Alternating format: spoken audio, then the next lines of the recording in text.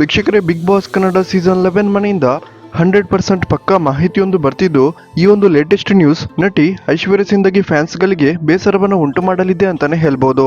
ಹೌದು ವೀಕ್ಷಕರೇ, big boss Kannada season 11 13ನೇ ವಾರ ಚೈತ್ರಾ ಕುಂದಾಪುರ, ಮಂಜು ಗೌಡ, ಹನುಮಂತ, ತ್ರಿವಿಕ್ರಮ್ ಗೌಡ, ಐಶ್ವರ್ಯ ಸಿಂದಗಿ, ಧನರಾಜ್ ಆಚಾರ್, ಮೋಕ್ಷಿತಾ ಪೈ ಹಾಗೇನೆ ಗೌತಮಿ ಜಾಧವ್ ಸೇರಿದಂತೆ 8 ಮಂದಿ ಈ ವಾರದ ಎಲಿಮಿನೇಷನ್ ಪ್ರಕ್ರಿಯೆಗೆ ನಾಮಿನೇಟ್ ಆಗಿದ್ದು, ಈ 8 ಮಂದಿಯಲ್ಲಿ ಐಶ್ವರ್ಯ ಸಿಂದಗಿ ಅವರು ಅತಿ ಕಡಿಮೆ ವೋಟ್ ಅನ್ನು ಪಡೆದಿದ್ದಾರೆ ಅಂತಾನೆ ಹೇಳ್ಬೋದು.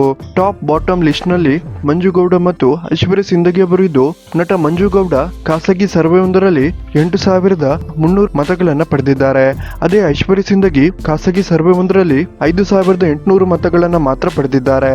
ಹಾಗೇನೆ ಈ ವಾರ ಕೂಡ ಬಿಗ್ ಬಾಸ್ ಮನೆಯಲ್ಲಿ ಹನುಮಂತ ಅತಿ ಹೆಚ್ಚು ವೋಟ್ಗಳನ್ನು ಪಡೆದಿದ್ದು 92,000 ಮತಗಳನ್ನ ಈ ಒಂದು ಖಾಸಗಿ ಸರ್ವೆಯಲ್ಲಿ ಪಡೆದಿದ್ದಾರೆ. ಅಷ್ಟೇ ಅಲ್ಲ, ತ್ರಿವಿಕ್ರಮ್ ಕೂಡ 90,800 ಮತಗಳನ್ನ ಪಡೆದು 2ನೇ ಸ್ಥಾನದಲ್ಲಿ ಇದ್ದಾರೆ.